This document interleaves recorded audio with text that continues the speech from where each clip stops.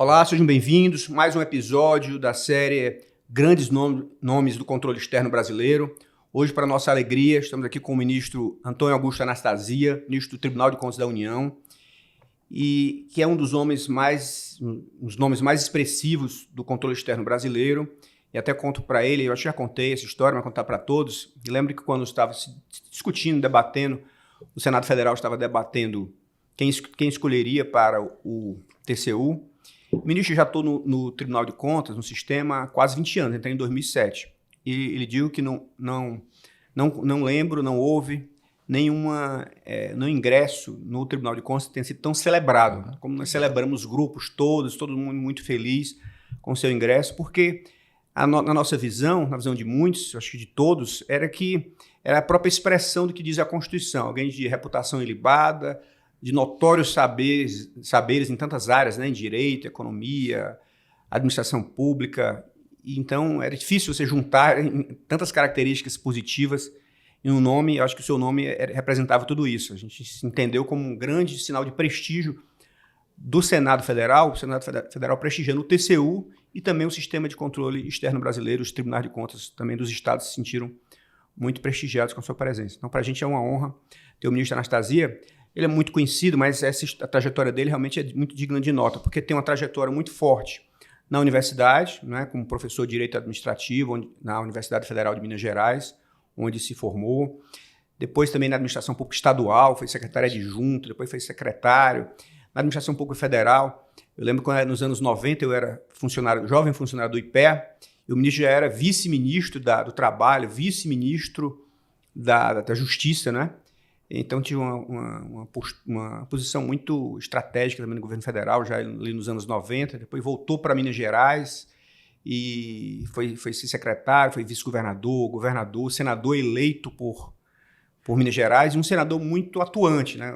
Se a gente olhar as principais reformas que o Brasil passou na legislação que impacta a administração pública, o ministro teve uma participação muito decisiva, né? Na nova lei de introdução à norma de direito brasileira, a LINDB, na lei de licitações e contratos, ou foi relator, ou foi autor a PEC, a emenda 109, por exemplo, que introduziu a obrigatoriedade de avaliação de políticas públicas. Então foi um senador, não foi foi um senador muito importante, muito atuante. E agora ministro do TCU, já há quase 4 anos, eu tive a honra, a felicidade que na minha posse como presidente do IRB, o senhor estava lá, né? Você estava lá na posse, e a gente ficou muito feliz com a sua presença ali, já estava estreando, né? Acabando de estrear, já estava mostrando sinais que queria participar, queria se integrar, queria apoiar o sistema de uma forma geral. Então, ministro, muito obrigado pela sua presença aqui. Então, a primeira pergunta que eu lhe faço é como que você vê o Tribunal de Contas da União? Que momento surgiu essa vontade de participar do Tribunal de Contas da União, de ser um membro do Tribunal de Contas da União? Bem, em primeiro lugar, meu caro Edilberto, eu quero cumprimentar todos que nos acompanham, um abraço especial, agradecer muito a gentileza do seu convite, mas, sobretudo, também agradecer e cumprimentá-lo pela sua iniciativa. O Instituto Rui Barbosa, uma instituição tão consolidada no Brasil, já mais que cinquentenária, e ela, na verdade, congrega a sabedoria do sistema de controle externo brasileiro nos tribunais de contas da União, dos estados, dos municípios, onde nós temos professores, especialistas, e a sua presidência tem sido de muito dinamismo. Então, quero parabenizá-lo, agradecer o convite que me fez para estar aqui. Essas gravações, não é, dos grandes nomes, eu até me sinto constrangido, como lhe disse, não me considero um grande nome, mas fico muito honrado de poder fazer aqui esse depoimento para o futuro, não é, para as questões relativas ao controle externo. Eu agradeço muito as suas palavras a meu respeito, fruto do seu coração generoso que veio dos verdes mares do Ceará, da nossa querida Fortaleza. Mas, meu caro Gilberto, veja bem, eu de fato não cogitava, eu acho que a vida da gente não planeja muito, ela acaba acontecendo por ciclos e por episódios que não são muito planejados. Claro que você tem um planejamento básico, onde você se prepara, estuda, escolhe a sua profissão, se empenha, se dedica, mas depois, especialmente na administração pública, onde eu já estou há mais de 40 anos, as coisas vão se sucedendo assim de maneira um pouco inopinada, de maneira pouco sistemática, os fatos se desdobram. Então, como você mencionou, eu sempre me dediquei à administração pública. Como aluno da Faculdade de Direito, nem é bom falar quantos anos atrás, eu me formei já tem mais de 40 anos, eu era muito dedicado ao direito público, ao direito administrativo em particular. E tão logo eu me formei, eu já fui trabalhar numa instituição do governo de Minas Gerais, convidado por um dos meus professores, a Fundação João Pinheiro, que é uma instituição dedicada à administração pública e ao planejamento.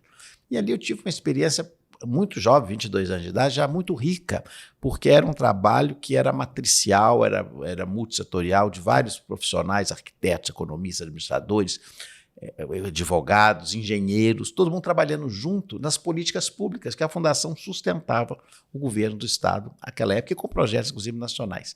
Então eu comecei já tendo ali a felicidade de ter uma sólida experiência prática também nas políticas públicas, enquanto fazia ali o meu mestrado na Faculdade de Direito. Tive professores excepcionais que me ajudaram muito, não só do ponto de vista do conhecimento acadêmico, mas até mesmo estimulando a minha vocação, sendo exemplos de conduta no setor público para a minha pessoa. Então eu fui muito feliz nesse aspecto. E sendo, portanto, uma pessoa que despertou para essa vocação do serviço público, e já estando na Fundação João Pinheiro, eu fiz concurso na faculdade, comecei a dar aula lá, trabalhava ao mesmo tempo. Tive uma outra oportunidade também, meu caro Gilberto, muito rara e que me foi extremamente rica. Eu fui convidado pelo relator da Constituinte Mineira em 1989, com a Constituição Federal promulgada, os estados tiveram que fazer as suas constituições no prazo de um ano, e o relator da Constituição, que ia fazer a Constituição Mineira, da Assembleia Constituinte do Estado, me convidou, por conhecidos em comum, sabia que eu era, naquele tempo, ainda um jovem, que gostava de administração, que já tinha assim, uma vocação, não para a política partidária, que eu só veio depois, mas gostava da política de modo geral.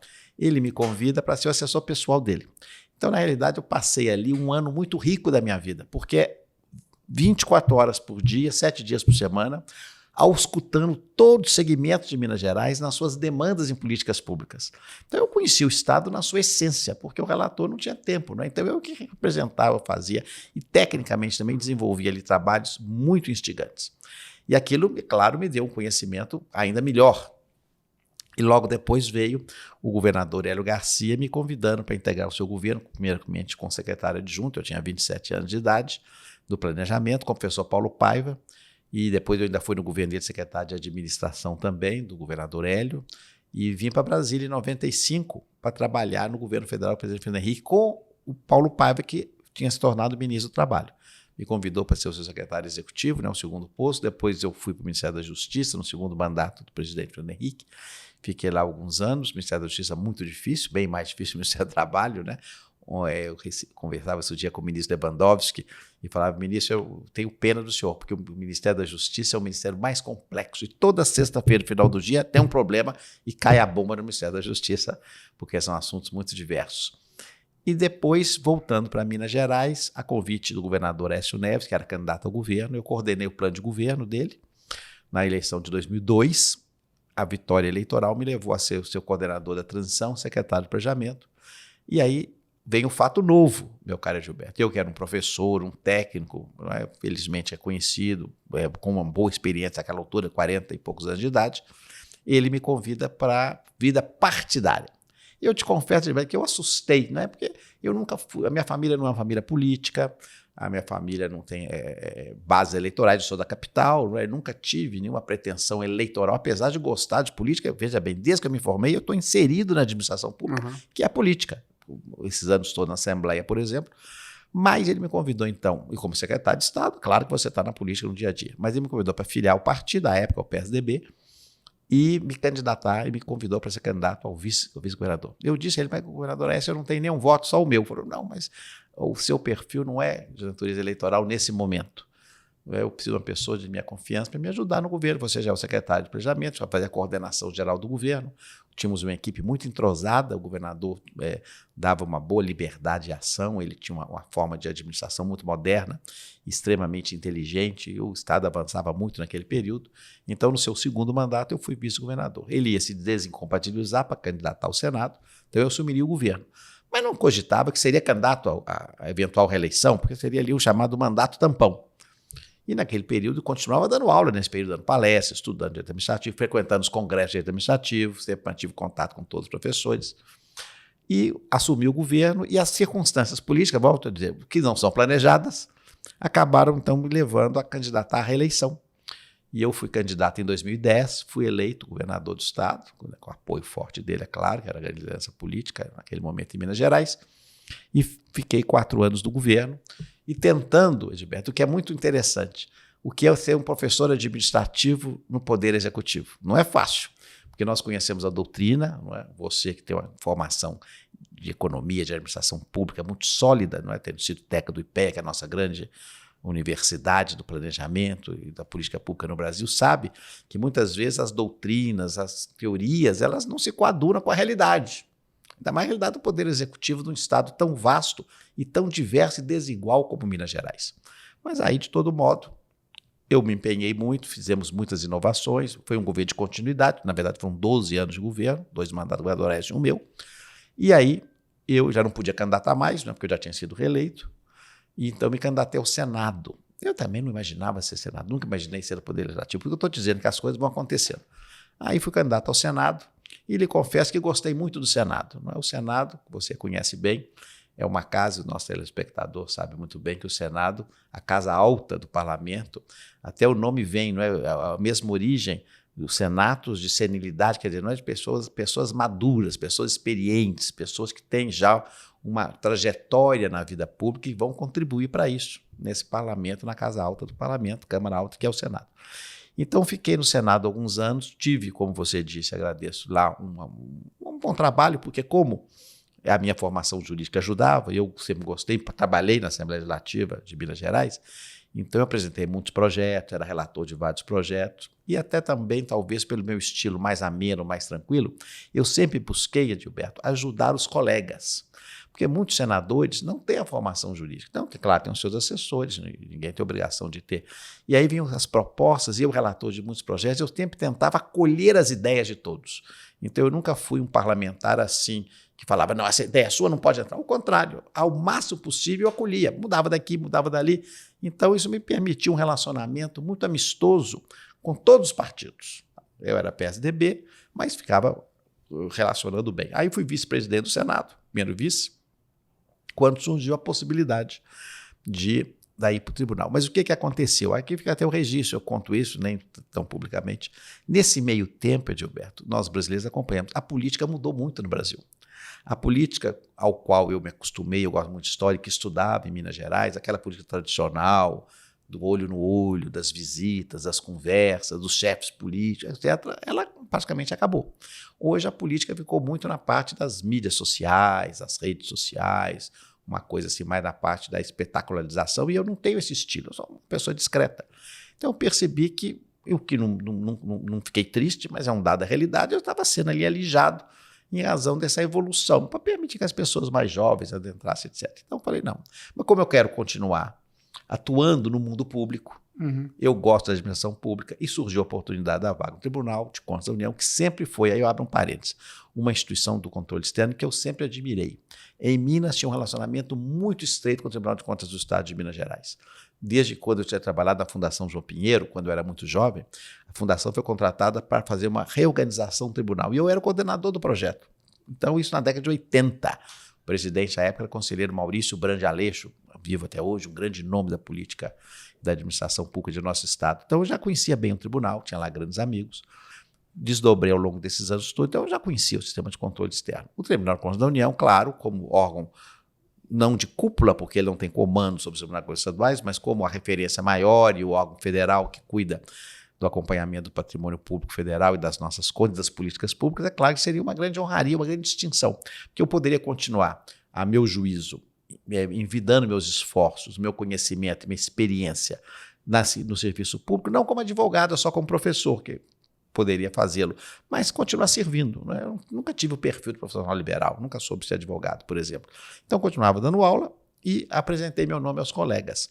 Talvez mercê daquele meu bom relacionamento, eu me candidatei, tivemos outros candidatos, todos também muito renomados, com muito prestígio, mas felizmente eu fui eleito pelo meu até com uma votação muito expressiva, e fui para o tribunal e encontrei no tribunal, Gilberto, coisas que eu não conhecia. Na verdade, claro que eu já sabia de longe, mas uma coisa é você ter notícia, outra coisa é você estar inserido, sentado lá dentro. Primeiro, que eu faço questão do registro. o corpo técnico do Tribunal de Contas da União, como eu sei que também que é o corpo técnico do Tribunal de Contas dos Estados, porque de Minas eu conheço bem, é de altíssima qualificação. Isso é, a meu juízo, uma grande segurança que dá às autoridades, aos ministros, aos conselheiros, porque nós temos um trabalho técnico feito com muito esmero, com muita dedicação e que ajuda a decisão, que é uma decisão no sentido, a palavra eu vou usar com muita cautela, uma decisão política, não é política partidária, mas decisão política da política pública, que o ministro e o conselheiro vão decidir, mas eles têm ali os insumos, os elementos. Então o Tribunal de Contas da União é um órgão que praticamente não tem cargos comissionados, os auditores são concursados, é uma carreira muito prestigiada, de altíssima qualificação, como eu disse. Então, isso me agradou muito. Tanto que eu entrei no gabinete do ministro Carreiro, a quem eu sucedi, nosso embaixador em Portugal hoje, não modifiquei ninguém. Eu falei, vou deixar exatamente as mesmas pessoas que estão aqui, porque sei que são pessoas gradas, dedicadas, responsáveis. O ministro Carreiro é uma pessoa que eu admiro muito, sei do seu perfil, que se assemelha ao meu, mais discreto, mais tranquilo. E assim tive essa felicidade de dar continuidade ao trabalho dele naquele gabinete. Então, estou lá inserido e nesse meio tempo, o que aconteceu? Eu acho que eu pude e posso contribuir muito no controle externo e acho que até os meus colegas senadores reverendaram o meu nome, porque exatamente como você mencionou, sendo uma pessoa com a experiência do Poder Executivo, experiência completa, né? Porque fui governador do Estado, uma experiência também rica no Senado Federal com projetos tão interessantes e tão difíceis, né? Eu fui relator, por exemplo, citando um caso complexíssimo do impeachment, fui relator do orçamento de guerra no tempo da pandemia, não é? Que, além dos projetos que apresentei. Então, são temas, de fato, muito complexos que me deram essa experiência. E ir para o tribunal, com qual visão? O tribunal tem como objetivo, na minha opinião, e disse isso no meu discurso no Senado, quando apresentei a minha candidatura, o tribunal tem a grande missão de orientar a administração pública brasileira. É claro, isso todo mundo sabe, que se existe uma pessoa que age de maneira incorreta, com má fé, com dolo, de modo ilícito, ele será punido. Mas não é essa a pretensão primeira do tribunal. O tribunal tem de orientar, tem de ajudar. E é isso que eu encontrei lá. Não é? Os ministros, meus colegas, também com esse mesmo pensamento. E eu fiquei então muito feliz de estar podendo contribuir nessa linha. Ver a LINDB, que é de minha autoria, ser aplicada ali no dia a dia. A lei de licitação, do qual fui relator também no Senado, aplicada ali. Então, eu acho que eu tenho essa experiência e estou muito feliz no tribunal. E, ao mesmo tempo, me permite conviver com o sistema como um todo, o Instituto Rui Barbosa, a Tricom, os tribunais de contas do Estado. Eu tenho viajado há muitos, tenho feito palestra em vários tribunais, sou sempre muito bem recebido, porque reconheço o prestígio, a natureza essencial que tem os tribunais de contas dos estados, porque ajudam, porque eu fui muito ajudado em Minas Gerais pelo nosso Tribunal de Contas. Quando eu fui governador, quando era vice, quando era secretário, tive um relacionamento muito próximo. Então, acho que o controle externo, que ainda é um pouco desconhecido do cidadão, né? Então é muito bom o Instituto fazer essa série de podcast, cada vez mais mostrando o controle externo, desnudando o controle externo para a população em geral, para mostrar a nossa relevância. O ministro Vital, nosso atual presidente, Dado Rego, tem empenhado em transformar o tribunal cada vez mais num tribunal da cidadania, recebendo solicitações, indicações, denúncias e abrindo o tribunal. Então isso é muito positivo para torná-lo cada vez mais importante no sentido de ser útil e reconhecido pela sociedade, porque, em síntese, nós somos servidores públicos, temos que servir à sociedade. Então, alarguei um pouco essa introdução, mas foi exatamente para dar esse contexto que me levou ao Tribunal de Contas da União nesse momento, onde eu estou muito feliz. Não, excelente. E uma das características que eu acho muito interessante na sua personalidade, na sua trajetória, é que tem aqui um livro famoso do Alexis de Tocqueville, A Democracia na América, que ele fica analisando as instituições americanas e fica muito admirado, né? E diz que, olha, uma das coisas que ele examina é a Suprema Corte americana. E ele observa os ministros, na época, se não me engano, eram 7, acho que hoje são 9, na época eram 7. Ele diz assim, olha, aqui são homens de Estado. Ele diz assim, olha, não são apenas meros juristas, embora jurista seja muito importante, mas eles têm também uma visão de Estado, uma visão... E eu vejo isso na sua trajetória, quer dizer, um homem de Estado no sentido que tem uma visão não apenas da União, que é muito comum, às vezes, a gente começa a trajetória dele na União, e eu estou dizendo pela minha própria experiência. Claro. Comecei a minha vida profissional na União, depois que fui para os Estados, fiquei 12 anos aqui trabalhando na União. E a gente, às vezes, pensa, quem está na União, que não existe uma vida inteligente nos estados, nos municípios, né? Que ali as coisas não são... Mas quando a gente chega lá, você vê que sim, é o contrário, né? Tem muitos servidores qualificados, gente que está trabalhando duro e que... Enfim, que tem uma visão realmente Então, quer dizer, essa visão de homem de Estado, no sentido de que conhece a administração pública do lado do Estado e do lado da União, né? Então, isso é super rico. E, ao mesmo tempo, do lado do legislativo, do lado do executivo e agora do lado do controle. Não, né? Então, é isso. Quer dizer, que se nós tivéssemos, assim, todos os homens de Estado olhando, né, nessa visão de orientar a administração pública, punir, em último caso, como último racho, né, quando fosse realmente extremamente necessário.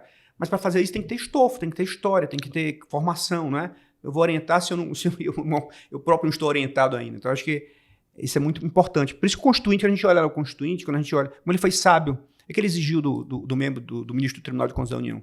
Notório saber, Exato. mas exigiu também pelo menos 10 anos em atividades que exigem esses conhecimentos, experiência, pelo menos 35 anos de idade. Então, quer dizer, ele cercou, não é? Claro que às vezes os critérios políticos nem sempre correspondem com o que a gente gostaria que fosse, mas enfim, faz parte da vida. Mas enfim, acho que você simboliza bem, né, se você mostrar essa trajetória toda, acho que esse espírito do Constituinte, né? Porque é isso que a gente precisava no Tribunal de Contas, na União, no Tribunal de Contas dos Estados, que reproduzem essa norma. Muito obrigado, Edilberto. E ministro, e agora perguntando-se quais assim, as grandes diferenças dos desafios que você enxergou, assim, do Executivo, o principal desafio que eu vi foi esse. O Legislativo já é outro, é o colegiado, tem que compor. E no Tribunal de Contas, quer dizer, quais são as grandes diferenças que você enxerga em cada área de atividade dessa e como elas são complementares também? Perfeito. Eu queria aproveitar antes de responder, dizer que você tocou num tema muito importante que nós no Brasil estamos, infelizmente, meu juízo, indo num caminho equivocado, que é o da federação. Cada vez mais eu noto e percebo que há um processo de concentração de poderes na União, o que é grave. O Brasil é uma federação, é uma cláusula pétrea da nossa Constituição, princípio sensível, somos um país vasto, muito diferente, ainda que tenhamos uma identidade cultural, linguística, unidade de povo, felizmente nós temos isso, mas temos características, peculiaridades que são muito distintas entre o seu estado, o Ceará, o meu estado de Minas Gerais. Então a federação foi concebida lá atrás pelo Rui Barbosa, inclusive, né, patrono do Instituto e dos Tribunais de Contas e do Senado. Estados Unidos do Brasil, né? Estados, era o nome antigo, primeiro Estados Unidos do Brasil, ou seja, uma federação. Exatamente para romper aquele centralismo do Império Brasileiro das províncias. Mas a cada dia que passa eu observo propostas legislativas, decisões do próprio Supremo Tribunal Federal, todas no sentido de emascular a federação, de dar mais prestígio à União Federal. Acho isso um equívoco, né? E tenho a minha posição pessoal, acadêmica, enquanto exercer as funções, até porque como governador do Estado e senador da República, a minha missão sempre foi defender a federação. Então só faço esse alerta, porque acho muito importante, porque muitas vezes a burocracia federal e mesmo lideranças importantes na esfera federal, como você mencionou, acham que estados e municípios estão ali só para complementar, que não tem valores, que não tem condições de funcionar. É um absurdo isso. Até porque nós temos casos concretos que governos municipais e estaduais têm desempenho melhor que o federal. Então, só faço essa observação, porque você tocou o assunto, eu acho muito importante isso. E o controle externo tem muita responsabilidade nisso. Esse assunto é muito importante, porque realmente, você veja o caso, essa ideia, por exemplo, de Tocqueville, voltando para Tocqueville, do experimentalismo nos estados, nos municípios, né? Essa experiência que é muito bem sucedida, que o TCU tem liderado, de consensualismo, né? Consensualidade no âmbito dos tribunais de contas. Muito importante isso, e o TCU tem um papel chave. Mas isso começou nos estados. A gente olha o Tribunal de Contas do município de São Paulo, que fazia as mesas técnicas, né? O TCE do Mato Grosso tem uma experiência também bem sucedida nesse campo. E o TCU aprendeu com isso e, claro, e colocou sua energia, sua inteligência e aperfeiçoou. E tem um papel... Ministro, é interessante isso tudo. Porque federalismo também, do outro lado extremo, eu também participo muito desse debate. Tem gente que acha que federalismo também é só autonomia. Não, é claro que não. Eu acho por isso que é importante, por exemplo, no sistema de controle externo, o papel do TCU. Além de o papel, claro, dele no controle federal, mas ele também tem um papel na federação. Um papel de coordenação, sim, de liderar pelo exemplo, não é? Então esse papel a gente não pode abrir mão também, não, claro que não. Porque senão seriam isolados, não teria a grandeza não é a grandeza. Seríamos segmentados. Isso é exatamente. Então, quer dizer, a autonomia é fundamental, o experimentalismo é fundamental, sem centralização. Mas não vamos esquecer, esse aqui é um país, claro, tem que ter coordenação, né? Tem que ter harmonização, tem que ter diálogo. E o TCU, os órgãos federais, e o TCU em especial, gente tem um papel muito relevante. É importante que quem esteja liderando, né, os ministros, tenha a sua visão, olha, de federação, respeitar a autonomia, mas ao mesmo tempo sem abrir mão, como o senhor faz, né? Viajar o Brasil todo, conversar, dialogar, se mostrar disponível para dialogar, para aprender, para ensinar, enfim, e para coordenar, né? Então esse papel também é muito relevante. A ideia central de federação é solidariedade, é exatamente o que você disse. O que é a solidariedade? É cada um ajudar o outro. Exato. A época da pandemia foi a característica principal. Não é? Se não houver ajuda recíproca dos entes da federação, a federação não se sustenta. Pois é. E veja o caso das vacinas. É interessante isso tudo. O governo federal, né, tinha uma linha que negava, enfim, a pandemia, enfim, isso já é história, todo mundo conhece. Mas um estado, por isso é importante a autonomia, São Paulo, foi lá e disse, olha, eu vou fazer, e fez, né? O Instituto Butantan, né, o governo de São Paulo apoiou e fez. Aí o governo federal foi depois, né? Exatamente, ele deu exemplo. Se fosse um estado unitário, aquilo não teria acontecido. Exatamente. Pelo fato de ter, né, autonomia, descentralização, é que ele pôde fazer. É verdade. Mas eu respondendo à sua indagação, então, que eu acabei fazendo essa fuga, qual é vamos dizer assim, aquilo que me impactou mais, as maiores preocupações no executivo, no legislativo e agora no controle?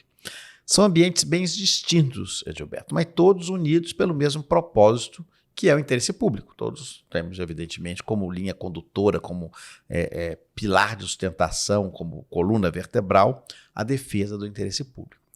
O executivo, na meu juízo, e tive a maior parte da minha vida no executivo, ele tem de ter uma característica que é fundamental, que você pode até rir, que acompanha o nosso ouvinte também pode espantar um pouco, eu digo que é paciência. O executivo é uma prova permanente de paciência. Quando eu dava posse a um secretário de Estado, eu dava boa sorte, eu até falava paciência, paciência, paciência. Por quê? Porque a paciência significa, primeiro, a ideia de planejamento, que é a ideia fundamental que nós no Brasil resistimos sempre. Nós somos aqui muito ansiosos, né? Eu sempre digo isso, nós somos uma sociedade assodada, estressada. Então a paciência no executivo significa exatamente isso, significa planejamento, significa colocar pessoas certas nos lugares certos com calma, dar a essas pessoas autonomia, atribuições, a famosa gestão por competências, como está na lei de licitação. Então tudo isso reflete na nossa conduta do bom senso, do homem comum, do homem médio, com uma paciência. Então o executivo é isso. E, é claro, o esforço imenso pela entrega de resultados. O Brasil, infelizmente, eu sempre acho, meu caro presidente Gilberto, que está muito aquém do que nós poderíamos estar em termos de entrega de resultados à população. Pelo perfil econômico do país, pelas riquezas naturais que temos, pela condição da nossa população em termos de conhecimento, de dedicação. O Brasil tem grandes potencialidades, mas com diversas dificuldades nós estamos aquém de outros países que eu acho que têm menos condições que o Brasil para entrega de resultados concretos à população, e nós ficamos prejudicados até nesses rankings internacionais. Então, acho que, fundamentalmente, é a busca da entrega de resultados de modo paciente, que também não adianta ficar assodado, ficar na correria achando que abraça o mundo com os braços. Não é possível, não é? Você tem que ter prioridade, por isso o planejamento é importante. E o executivo, por ter paciência, você tem de exercer essa paciência à exaustão. Porque imagina, no caso meu, que fui governador de Minas Gerais, com 853 municípios, então 853 prefeitos, todos querendo alguma coisa, o que é perfeitamente normal, legítimo e próprio. E não tem condições de atender a todos ao mesmo tempo.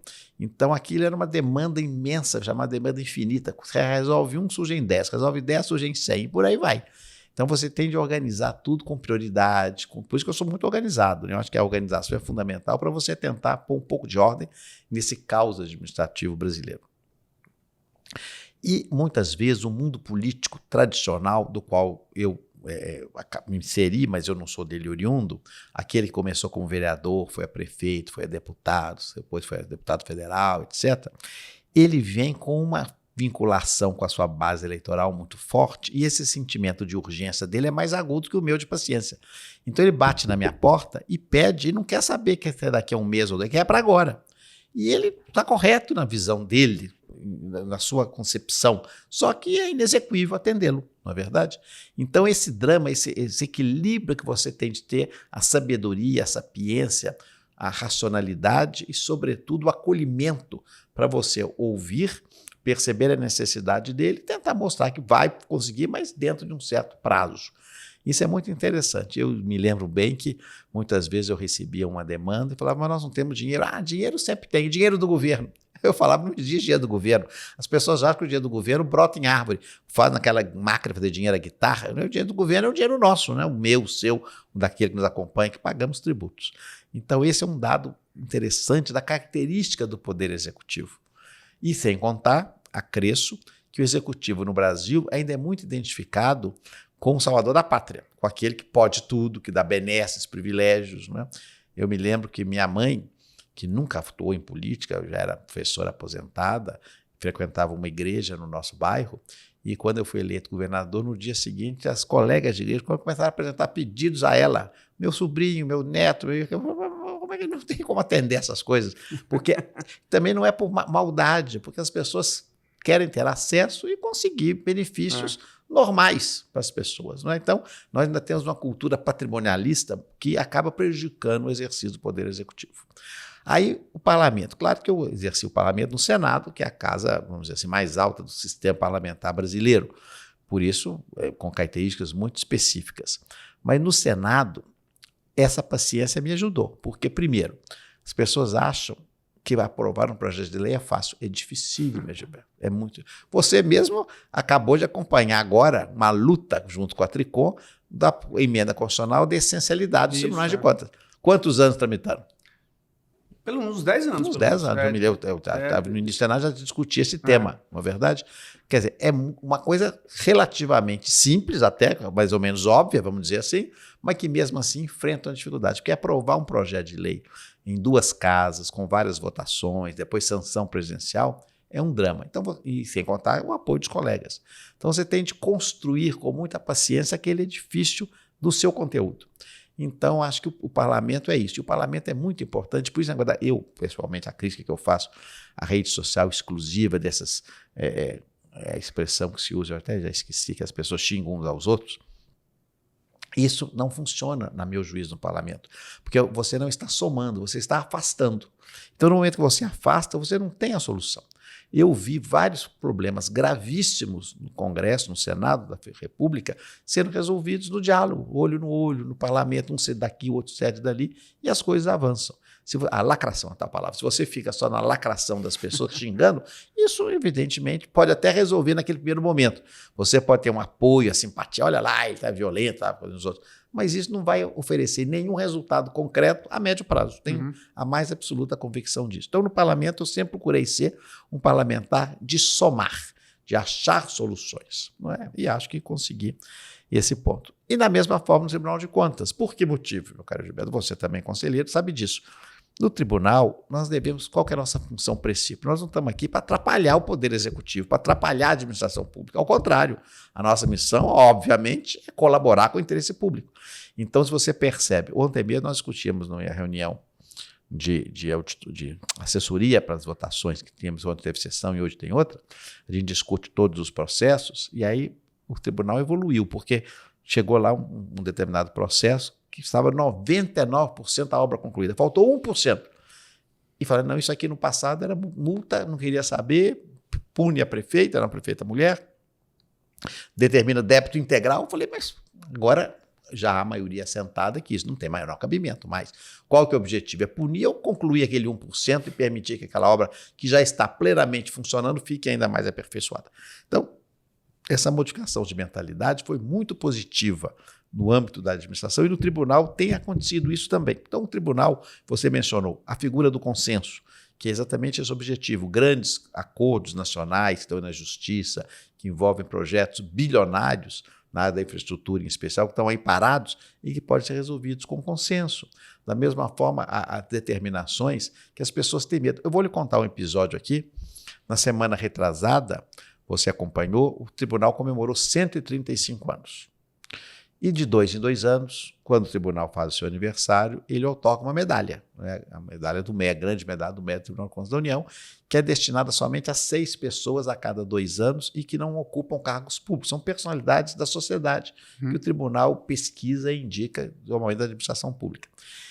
E por indicação até do ministro Walton, nosso decano, foi identificada uma pesquisadora da Embrapa, a professora Mariângela Hungria, que ganhou o prêmio, corresponde ao Prêmio Nobel da Agricultura, que é o World Prize Food, uma coisa muito renomada e que ninguém no Brasil tem conhecimento, infelizmente. Então, ela tem de ser prestigiada. Então, o tribunal resolveu conceder a ela. Ela é uma das gerentes, diretoras da Embrapa.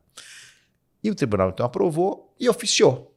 Ela contou, no dia da cerimônia, que quando ela recebeu em casa um ofício, Tribunal de Contas oficial, ela não teve coragem de abrir o papel, começou a chorar, tendo certeza que era uma intimação. Quer dizer, o controle não pode manter essa ideia. Ela ficou 2 dias. Quando ela abriu e viu que era homenagem, ela ficou satisfeita. Mas olha só, então nós temos de desmistificar isso. O controle é para ajudar. Claro, reitero, aqueles que agem mal, dolosamente, criminosamente, com erros que são inexcusáveis, indesculpáveis, que ali agiram com completo desmazelo, sem nenhum zelo, esses, é claro, vão ser punidos. Mas é a exceção. Nós sabemos disso. Você acompanha no seu tribunal, eu acompanho no meu. A maioria são erros normais que ocorrem, enganos que nós todos cometemos. Então, a modificação da legislação permitiu essa mudança de curso do controle externo. Então, eu acho que quanto mais nós percebemos que o controle externo tem esse papel de ajudar no resultado, nós vamos avançar bastante. E a legislação hoje, essas mudanças recentes, permitem isso. E nós estamos aprovando hoje no tribunal acordos na área de desestatização, de concessões, que há sempre essa visão em parceria com o setor privado para permitir que as coisas evoluam de maneira mais rápida. Essas figuras que nós aprovamos, o consenso da relicitação, o Galeão, por exemplo, é um caso muito concreto de que um problema que parecia insolúvel foi solucionado para dar resultado. Então, acho que esses 3 aspectos devem ser considerados. Deixa eu aproveitar que você está falando do TCU, dos Tribunais de Contas, e aproveitar esses seus 40 anos de administração pública, como você mencionou. E agora, esses dias, estava lendo um livro, um título muito interessante, chamado Nada Será Como Antes, que é de um professor aqui, o João Vilaverde. Ele fez uma tese de doutorado na Fundação Getúlio Vargas, a Escola de Administração Pública. Ele entrevistou, não sei se você se lembra dessa entrevista, em 2023. E tem lá transcrita a sua entrevista, eu li a sua entrevista, muito interessante. E o ponto dele central é o seguinte, ele comparava o TCU da época do impeachment do presidente Collor com a época do impeachment da presidente Dilma. E o TCU teve um papel muito relevante no impeachment da presidente Dilma, né, que tem aquela história das pedaladas, claro. Aquelas auditorias sobre pedaladas fiscais e tal. E aí, essa é a minha questão, quer dizer, como é que você vê assim, a evolução dos tribunais de contas esse tempo todo? Porque tem um diagnóstico que eu acho que é até um pouco injusto, de certa forma eu acho injusto. Eu também estudo os tribunais, assim, a história, e uma certa injustiça no sentido de que o tribunal do passado, o TCU do passado, os tribunais de contas dos estados, eles eram o que se chamava, que se repete a exaustão, os tribunais de faz de conta. Né? Se dizia isso, que eles eram... Porque tinha até uma expressão que o Getúlio Vargas usava, que era o arquivo dos amigos, né? Lá que eu enterro meus amigos. Pois é. Eu acho certa injustiça quando a gente olha a história do tribunal, embora tivesse um perfil diferente, mas também não era um órgão. Né? Se você vê que tem uma história de decisões importantes, você vê na história do TCU, dos Tribunais de Contas dos Estados, você vê que você conviveu aí nos anos 80, ainda 90, né, com o TCE de Minas Gerais, e já tinha sua importância. Claro. Acabou de mencionar um grande nome, né, que foi presidente lá, e um dos grandes nomes da política e da administração pública. Mas, enfim, a minha pergunta é essa. Como é que você vê a modificação assim, do papel institucional, da própria postura do Tribunal de Contas? Quer dizer, porque, de um lado, de um tempo, a gente ouvia que era o Tribunal de Faz de Conta. Depois começou a ouvir que era o principal responsável pelo apagão das canetas. Não é? Quer dizer, parece um extremo a outro, né? Passou de um extremo a outro. Então, como é que você enxerga isso, essa evolução? E se era injusto, de fato, chamar de Tribunal de Faz de Conta no passado ou não, isso realmente era justo? Como você vê essa evolução toda? Essa pergunta é muito instigante e interessante, meu caro Gilberto, porque no passado havia bem essa expressão, Tribunal de Faz de Contas, que não tinha atribuições, porque também naquele período as atribuições do tribunal eram menores, eram atribuições sempre a posteriori de registro de atos, de verificação dos balanços. Até a Constituição de 67, os tribunais de contas tinham de fato uma função assim mais acessória. A partir de 88, a coisa mudou completamente. O sistema de controle como um todo foi muito fortalecido. O Tribunal de Contas da União e os Tribunais de Contas Estaduais receberam uma grande competência, receberam ali, talvez que seja a pedra de toque, a cereja do bolo, que foi a capacidade de fazer auditorias operacionais, o que significa que não estamos presos à conformidade, mas, sobretudo, ao resultado sopesado da execução e os resultados das políticas públicas. Então, nos deu uma abrangência muito grande. E daí para cá, em razão exatamente da qualificação do corpo técnico, reconhecimento dos tribunais, nós passamos a ser responsáveis também pelo acompanhamento de programas importantíssimos de desestatização do poder público, de evolução dos serviços públicos. Então, o tribunal foi assumindo novas missões. Então, isso é muito positivo. Claro que naquele primeiro momento de 88, quando a Constituição foi promulgada e logo depois, na década de 90, a lei de licitação daquela época, a lei de improbidade, criou-se esse ambiente de medo. O clima de insegurança jurídica decorre muito daquele momento, que também as pessoas do Ministério, não é só o Tribunal de Contas, o Ministério Público, a própria Justiça, o controle interno, criaram mecanismos que assustaram a administração. Então, isso, felizmente, agora já está mais ou menos revertido, já há um sentimento que não é mais o mesmo. Deixa eu perguntar uma coisa, quando o senhor, como secretário de Estado e como governador, sentia esse apagão das canetas do outro lado do balcão, vamos dizer assim? Eu não sentia parte do tanto, Ministério Público, porque eu tinha uma situação peculiar, por ter sido eu, professor de direito administrativo, conhecendo bem a legislação, conhecendo a administração, eu não tive nenhum problema, tanto que eu não tive uma ação probidade contra mim. Eu chamava o Ministério Público, eu tinha quase todos os meus alunos, conversava, explicava. Então, eu conseguia contornar isso, mas eu via muito medo, não há dúvida alguma. Quantas vezes secretários tinham muito medo e relutavam em assinar, e etc., e ficavam presos naquelas frases que eu sempre repito, sempre foi assim, isso não pode, porque sempre foi assim. Então, isso não há dúvida que eu testemunhei. Pessoalmente, nós conseguimos inovar muito. Nós fizemos no governo de Minas, naquele período, nos 12 anos da administração do PSDB, do governador Aécio Minha, uma grande revolução em termos da administração pública que foi realizada naquele momento, né? Fizemos naquele tempo, talvez as pessoas, hoje é uma coisa comum, mas naquela época foi um escândalo em 2003, nós mandamos um orçamento deficitário, nominalmente deficitário para a Assembleia. Eu achei que estava planejamento, falei, não adianta ocultar os números. Vamos apresentar o orçamento. Não pode de jeito nenhum. Não pode, porque é a realidade. O orçamento tem que ser equilibrado. Falei, mas não tem como. Aí eu fui ao Tribunal de Contas. Eu vou mandar o orçamento. Está aqui toda a justificação. Falei, tá certo, está bem justificado. E aí reverteu-se até chegar o déficit zero. Então, eu acho que a coragem é muito importante com a criatividade, desde que, eu digo sempre, justificada, motivada, comprovada, e que você lastreie essa sua inovação dentro dessas ponderações.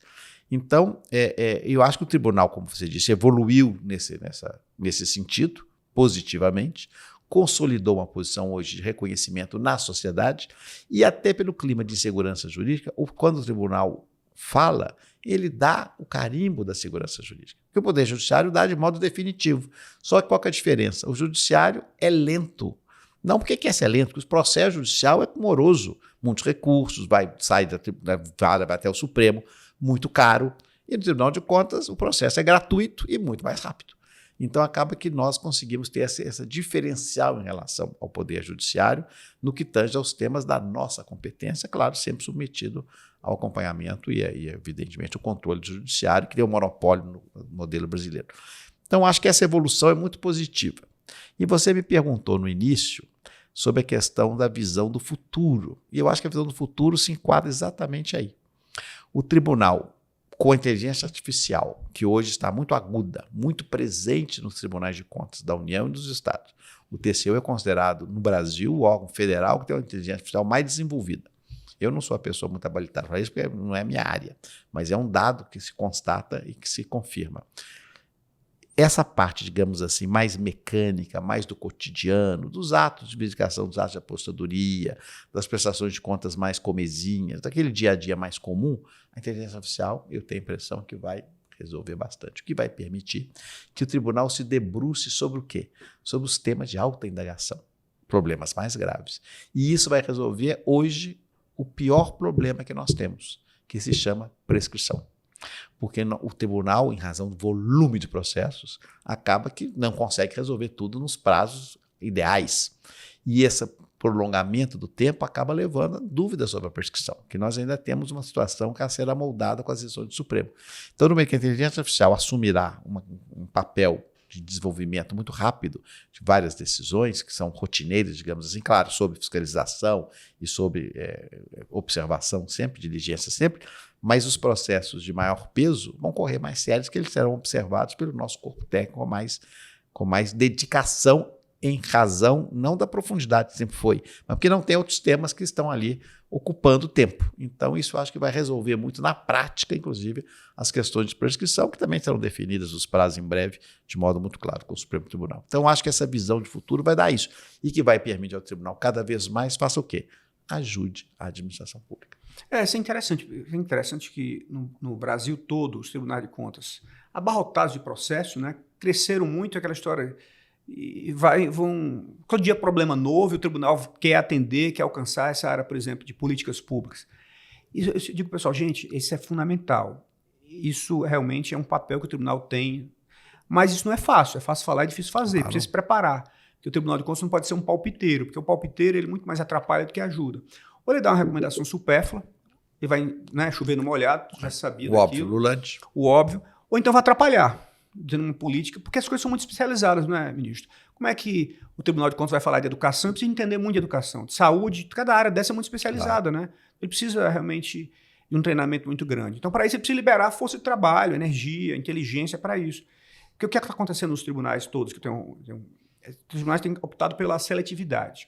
Então, você tem 100 processos, eu faço uma série de critérios, materialidade, risco, essas coisas todas, e vai olhar 20%. Os outros 80%, se tiver uma denúncia, se tiver uma coisa desse tipo. É um caminho. Mas com a inteligência artificial pode ser que resolva a gente tudo. consiga ver 100% das coisas. Não há dúvida. Numa velocidade muito maior. Muito mais rápido. Mas deixa eu perguntar outra coisa. Como é que você vê o Tribunal de Contas? Uma coisa é usar a inteligência artificial para o seu consumo interno, para os seus processos, isso que a gente acabou de falar. A outra coisa é o Tribunal de Contas auditando os algoritmos que a administração pública usa, para identificar se tem viés, se tem essas coisas todas. Você vê um papel no TCU para isso também? Não há dúvida, eu acho que isso é uma competência nossa. Agora, vamos ter que ter um preparo muito grande para isso, né? Porque essa questão de algoritmos é hoje, vamos dizer assim, aquilo que move a humanidade. Se a administração pública os usa à larga, e significa que as políticas públicas e decisões são oriundas disso, pagamentos de benefícios, reconhecimento de situações específicas e individualizadas, o tribunal tem competência para fazer auditoria nesses casos. Agora, tem que ter, como você bem mencionou, não para dar palpite, mas para ter um conhecimento profundo e falar, há um erro nesse ponto, ou não há um erro nesse ponto, e nós vamos validar. Então, acho que isso é competência nossa e que vai se desdobrando. E só um acréscimo que você mencionava antes, além desses processos que já são naturais, como os tribunais, com o passar do tempo, receberam, felizmente, um reconhecimento maior da sociedade, você abre um jornal hoje, pelo menos 3, 4 notícias de denúncias e representações dirigidas aos tribunais de contas, sobre todos os assuntos, tudo que envolve a administração, porque as pessoas passaram a confiar, o que é positivo, mas ao mesmo tempo é um risco, porque quanto mais demanda, nós teremos dificuldade em responder tudo a tempo e a hora. Então, tudo na vida é bom senso, equilíbrio, não é? No intermédio. Então, esse tema que também vai ser bem abordado. É porque um problema da sobrecarga institucional também, a gente tem que ter cuidado, né? Porque uma coisa, a sociedade fica com uma expectativa muito alta. Claro. Se o tribunal não dá não resolve. Resposta adequada, né? É um caso famoso na administração pública que você conhece, e para contar aqui aos nossos amigos que nos acompanham, quando a Inglaterra lançou o modelo de PPPs na área de saúde, identificou-se um hospital que tornou-se o hospital modelo. Tudo funcionava muito bem. Aí, de repente, começaram a vir indicadores piores. Por quê? A demanda aumentou demais. Já que ele era o bom, todo mundo correu para lá. Então, isso não é batata, isso acontece. Então, ele que era bom deixou de ser, porque não suporta. É o mesmo caso. Então, nós temos que ter essa cautela para separarmos o joio do trigo. Deixa eu falar um pouco também sobre essas novas leis, a legislação nova. O senhor teve uma participação muito decisiva na lei de introdução à norma de direito brasileiro. Que impacto está tendo na sua atuação no Tribunal de Contas, na administração pública? Queria depois falar um pouco também sobre a lei de licitações e contratos e sobre a emenda 109 também, sobre a avaliação de políticas públicas. Vai começar primeiro pela LINDB. Que impacto você tem na LINDB? Como é que você... No primeiro momento, quando a LINDB foi aprovada, depois da luta que foi, você acompanhou bem aquela novela, não é uma novela mexicana, como se diz, com dramas finais, mas muitos falaram, não, essa lei aqui é muito bonita, é uma lei acadêmica, já que foram professores que fizeram a primeira sugestão, o professor Carlos Ari e outros, para que eu apresentasse como senador, que a lei não ia pegar. que a lei era muito moderna, muito avançada, e nós estamos vendo, felizmente, o oposto. Não é? O próprio Tribunal de Contas, que no primeiro momento resistiu à ideia da lei, isso é um dado histórico, né? Como o Ministério Público, a Justiça, houve até uma ação proposta por uma associação de magistrados trabalhistas, que eu nunca entendi, que mais trabalhista tem a ver com o LINDB, mas de todo modo isso tudo foi afastado. E a LINDB hoje é uma realidade.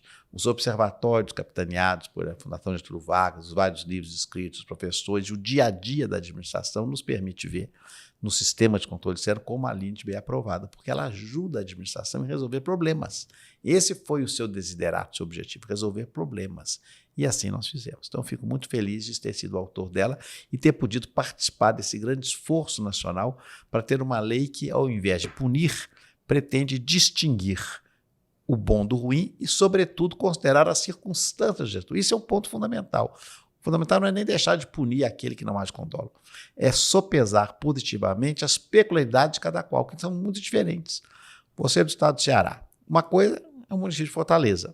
Outra coisa é o município pequenininho que está lá no interior, como em Minas Gerais nós temos, que tem muito mais dificuldade de acesso a informações. Você vai julgar da mesma forma? Não, você vai ter de saber quais são as circunstâncias e as peculiaridades de cada qual. Então, isso é um ponto muito positivo. E a luta para dar segurança jurídica, que é o fundamento da lei. Não só afastar o pagão das canetas, mas permitir ao setor privado que invista no Brasil, especialmente o internacional. Então, esse ponto eu acho que é o mais relevante. A lei de licitação é já bem mais complexa, e ela é bem mais do dia a dia. Né? Foi também outro parto, porque uma vez aprovada, estabeleceu-se um prazo de covigência com a lei antiga, mas todo mundo tinha medo, porque as pessoas têm medo, não é? Porque como a licitação acaba sendo o fenômeno mais constante do dia a dia da administração, é o que dá mais problema. Na verdade, então, as pessoas ficaram com medo de modificar, de ousarem a modificação da nova lei, apesar da nova lei não ser nada revolucionária. Mas então houve muita resistência, tivemos até de prorrogar o prazo, o Congresso prorrogou, o Tribunal acompanhou isso, e agora a lei já está vigente há mais de 2 anos, e eu tenho a impressão que hoje é uma realidade positiva, não é? A lei de licitação, até porque ela está muito baseada em tecnologia. E a tecnologia hoje está presente, não é? Aqui mesmo nós estamos usando tecnologia para falar com tantas pessoas. Então, acho que é um ponto muito positivo. E ela também se ampara fortemente na ideia do planejamento e da governança, que são temas muito relevantes hoje para a administração pública. Então, acho que ela avança, mas ainda estamos criando a jurisprudência. A jurisprudência dela na área do Poder Judiciário é praticamente inexistente, porque não houve tempo ainda das demandas chegarem, mas já há uma jurisprudência relativamente farta no âmbito do TCU, Tribunal de Contas dos Estados, de aplicação dos seus dispositivos. E todos eles são tendentes, a meu juízo, a facilitar a lei de licitação, o instituto da licitação. Porque no passado a licitação ficava presa só no formalismo. Qual que é o objetivo da nova lei? A forma é importante, mas não é só a forma. O resultado tem que ser entregue, ao contrário da 8666. Então, agora, com a ideia do resultado, a lei avançou positivamente. Tem alguma experiência assim, que você conte assim, do TCU, a aplicação da LINDB e da Lei de Licitações e Contratos, que melhoraram as coisas? Ó, de outro modo, seria diferente? Muitos. Todos esses casos que nós voltamos recentemente de reequilíbrios foram todos votados com base nas 2 leis. Vou te dar um caso concreto que eu fui relator, que foi exatamente o caso da concessão pela lei de licitação da nova a estrada federal da BR-381 em Belo Horizonte, entre Belo Horizonte e Valadares, uma estrada, uma região muito sinuosa, os que são mineiros, os que acompanham sabem disso, montanhas e curvas, uma estrada, muitas mortes e muita chuva na região, e a estrada desliza. Então, durante muitos anos, se tentou fazer a concessão, e nunca se conseguiu, porque nenhum licitante tinha interesse em assumir o risco de fazer uma estrada e ela desmoronar na primeira chuva. Então, com base na ideia da matriz de risco, que está na 14.133, e dentro da LINDB, da peculiaridade e a circunstância do caso concreto, nós autorizamos pela primeira vez na história que o risco fosse mitigado. Então, o risco passou a ser mitigado entre o concessionário e o poder concedente, que nunca tinha acontecido antes, exatamente com base nas 2 normas. Então, isso é muito positivo, a gente vê a aplicação concreta desse dado. E isso tem acontecido à larga no Tribunal de Contas da União e tenho certeza nos estados também. Uma coisa interessante que o senhor falou, comparando Fortaleza, município grande, né, quase 3 milhões de habitantes, com um pequeno município do interior. Você disse, olha, o controle tem que olhar as circunstâncias. É um pouco mitiga esse nosso federalismo tão centralizador, né? Porque você tem uma lei de licitações e contratos, é a mesma para o município de São Paulo, para o estado de São Paulo, para a União e para o pequeno município de Minas Gerais ou do Ceará.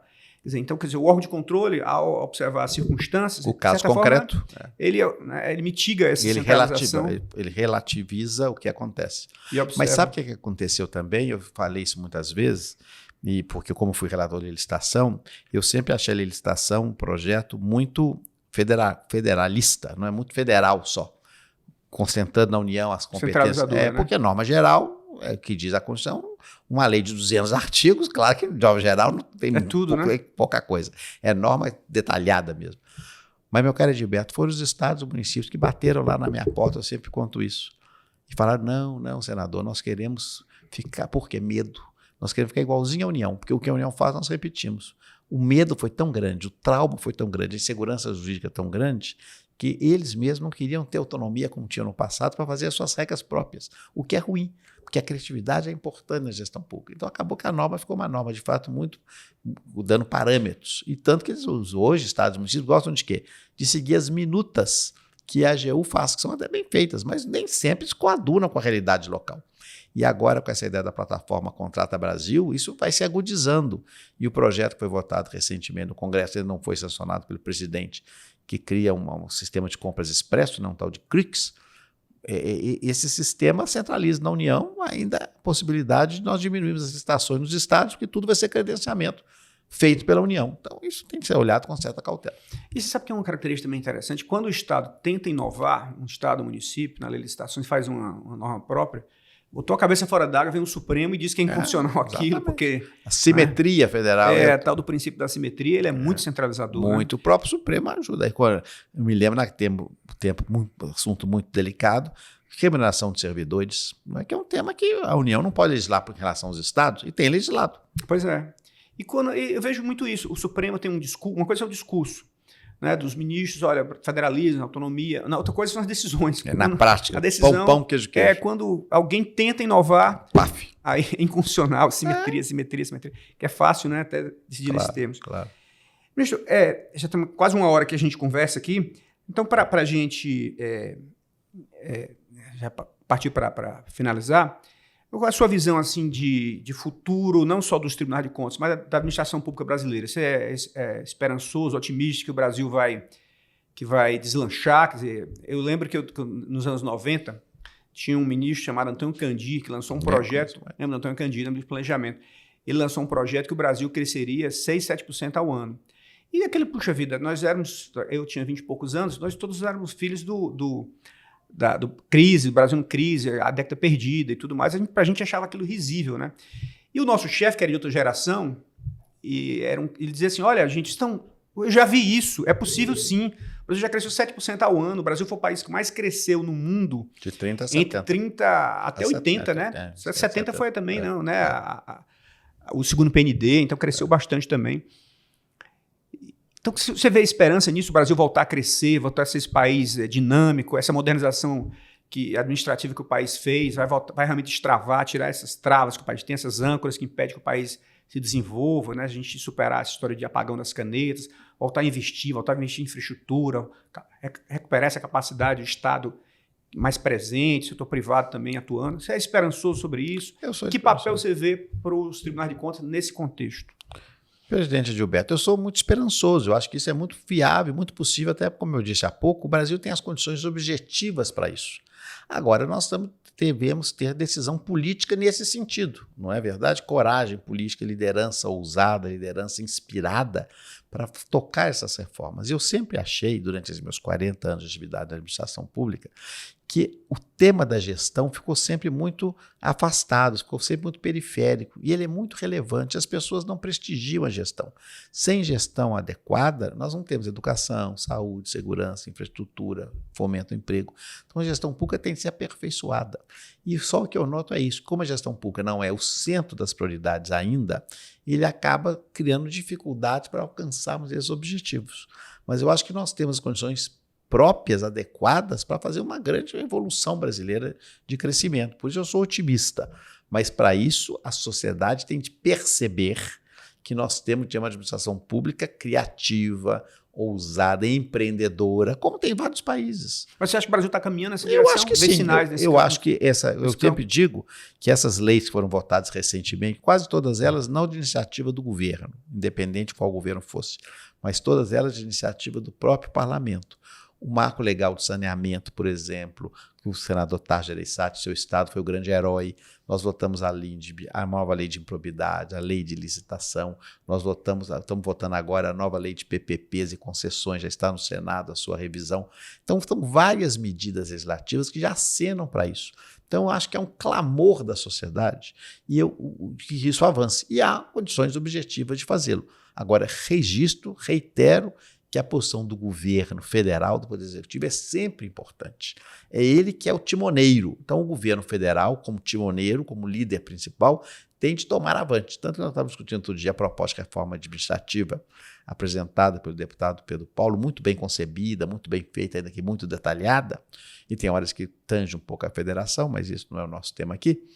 Mas eu lamentava que eu não percebo, posso estar equivocado, mas não percebo a adesão do governo. E eu nunca vi reforma administrativa avançar sem o governo estar à frente.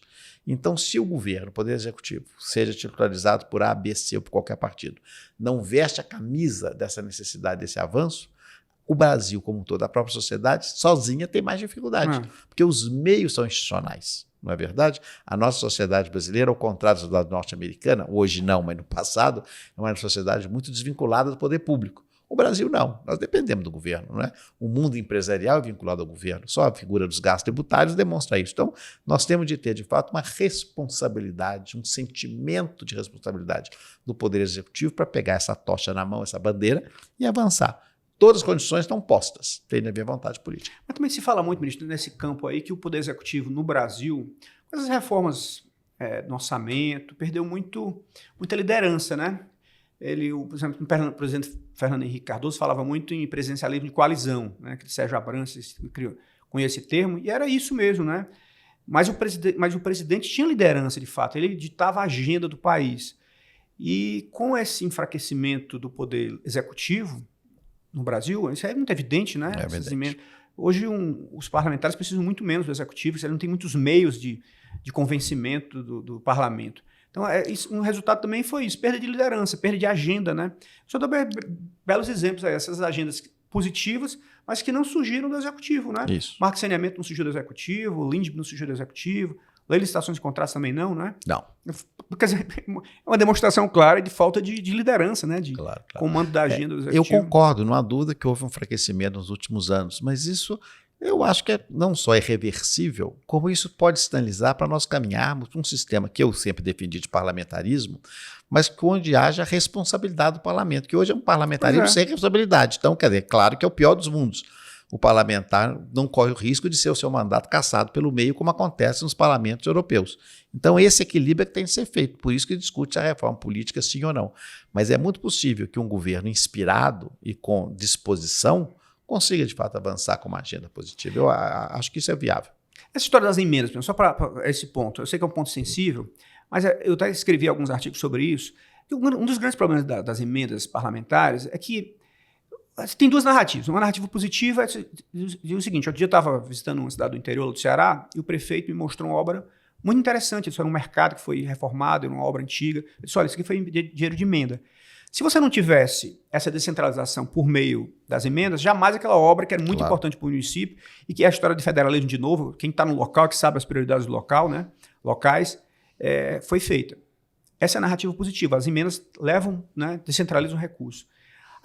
A narrativa negativa, que também tem seu fundo de verdade, é que você fragmenta. Olha, a gente tem capacidade de investimento baixíssima já, né, no Brasil hoje, e aí você ainda fragmenta muito, pequenas obrinhas e tal, que não tem maior impacto.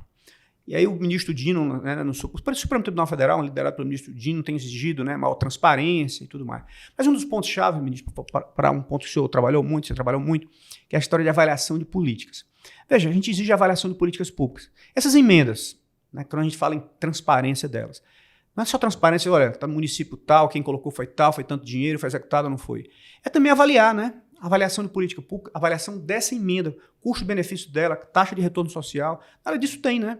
Parece assim, a gente não tem nem o básico ainda, transparência de quem colocou aquele dinheiro. imagine avaliar custo-benefício. Quer dizer, como é que você vê também essa linha? O senhor que escreveu isso, né, na emenda 109, a obrigatoriedade de avaliar a política pública, como é que você vê essa importância? Nós não temos aqui, Edilberto, infelizmente, no Brasil, a tradição e a cultura de fazer avaliação. Nós temos a tradição de tentar fazer de qualquer jeito, entregar e ficar por isso mesmo. Então, nos falta ainda, infelizmente, essa cultura de planejamento, que se desdobra também na avaliação. O planejamento não é só prévio, ele é também posterior. O que deu errado e o que deu certo. Nós não temos essa cultura. Então, nós temos que lutar para que essa cultura se instale. E no questão das emendas, um problema é de dose. Claro que você disse bem, as emendas, muitas delas, são legítimas, são necessidades locais. Só que ela não pode consumir o recurso todo do orçamento de investimentos, porque nós temos que ter obras estruturantes também. Então, é uma questão de sopesar uma necessidade local com a necessidade nacional. O problema que aconteceu é que os volumes se avolumaram demais, porque houve uma certa entrega do governo anterior no sentido de passar o orçamento para o Congresso Nacional. Então, o governo, quando fica enfraquecido, ele lança esses dados e depois repercute negativamente. Então, nós temos de fazer um equilíbrio. Eu acho que os parlamentares têm razão, eles merecem receber os valores e fazer as obras nas suas bases eleitorais, mas em valores, em montantes que não sejam conflitantes com os valores necessários para as obras de infraestrutura e de investimento do Brasil como um todo. Então, esse é o dado que nós vamos ter de estudar logo, porque os valores estão sendo, de fato, absorvidos de uma maneira muito célere. E tem um papel para o Tribunal de Contas. Concordo. O próprio ministro Tribunal, Dino, né, exigiu que os tribunais fizessem na parte de conformidade, ele colocou, e a avaliação vai se desdobrando. Na proposta do deputado Pedro Paulo, ele propõe uma lei de resultados, né? Uma lei de responsabilidade de resultados, e atribui ao sistema de controle externo a condução desses resultados. O TCU no âmbito da União e os tribunais de contas estadual no âmbito dos estados, para sopesarem, acompanharem quais são os resultados das políticas públicas nos estados. Se isso avançar, eu espero que sim, nós vamos ter um mundo novo pela frente. Que bom. Alguma coisa, ministro, que eu não perguntei, que o senhor gostaria de falar, alguma mensagem sobre o futuro do controle? Como é que o senhor... Eu acho, presidente Gilberto, eu acho que as pessoas, especialmente, volto a dizer o que eu disse aqui também durante o curso da nossa conversa, que as pessoas ainda conhecem pouco o controle, não é? Muitas têm até medo, não sabem que o nosso objetivo não é atemorizar ninguém, ao contrário, é ajudar a administração. Então, quanto mais conhecer o controle, quanto mais nós divulgarmos as nossas ações, abrirmos os tribunais de contas, mostrarmos de modo concreto os efeitos positivos do nosso trabalho, eu acho que nós vamos ter um reconhecimento ainda maior da sociedade, o que será muito positivo. E é um papel muito relevante do Instituto Rui Barbosa. Por isso, parabéns pela sua condução. Muito obrigado, ministro Anastasia. Foi um prazer enorme. Aprendemos muito, uma bela discussão hoje. Aprendi também. Muito obrigado. Obrigado a todos que acompanharam. Um abraço a todos.